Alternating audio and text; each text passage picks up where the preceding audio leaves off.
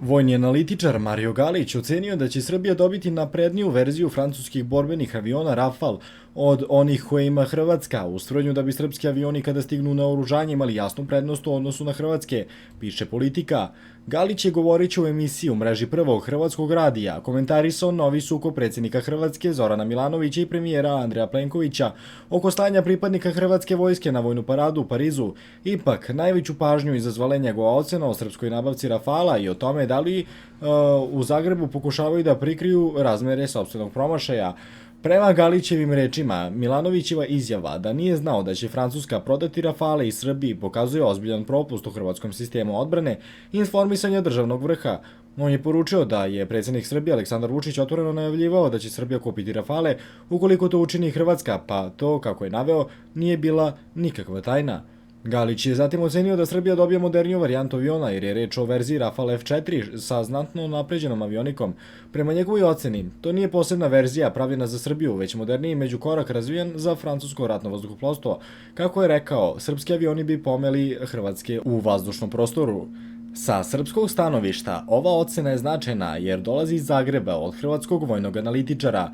U trenutku kada deo hrvatske javnosti pokušava da srpsku nabavku francuskih aviona predstavi kao iznenađenje ili kao diplomatski propust Pariza, Galić međutim taj argument praktično ruši tvrdnjom da je Beograd svoje namere javno najavljivao, a da je problem u hrvatskom državnom vrhu i nedostatku koordinacije između predsjednika i vlade. On je posebno kritikovao stanje u hrvatskoj spoljnoj i bezbednosnoj politici, ukazujući da u Zagrebu nije bilo ozbiljne parlamentarne rasprave ni o odnosu sa Francuskom, ni o vojnom savezu sa Albanijom i takozvanim Kosovom. Galić je ocenio da je hrvatska spoljna politika nikakva jer se ključne odluke donose bez jasnog dogovora institucija. U istom kontekstu, on je upozorio da Hrvatska ulazi u ozbiljan ustavno-pravni spor. Milanović je prema njegovim rečima potpisao zapovest da hrvatski vojnici ne mogu ići u Francusku, dok je ministar odbrane, pozivajući se na zakon o odbrani, potpisao da moraju ići. Galić je to opisao ocenom da Hrvatska klizi u ustavnu krizu.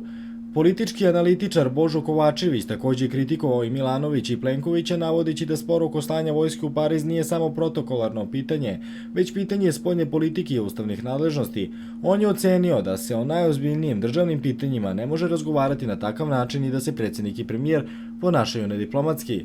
Kovačević je dodao da i predsjednik i premijer, umjesto da rešavaju problem, pokušavaju da izvuku političku korist iz sukoba na osetljivom polju odbrane i nacionalne bezbednosti. Prema njegovoj oceni obojica se u tome pokazuju jednako neodgovornima. On je podsjetio i na spor oko misije NSAT-u, tvrdeći da je Plenković bez dogovora sa Milanovićem preuzeo obaveze koje se tiču učešća hrvatskih vojnika, a da parlament nije adekvatno reagovao. Time je prema oceni hrvatskih analitičara liči sukob dvojice najvažnijih političkih aktera u Zagrebu prerastao u pitanje funkcionisanja države. Za još vesti, lajkujte ovaj video i zapratite nas.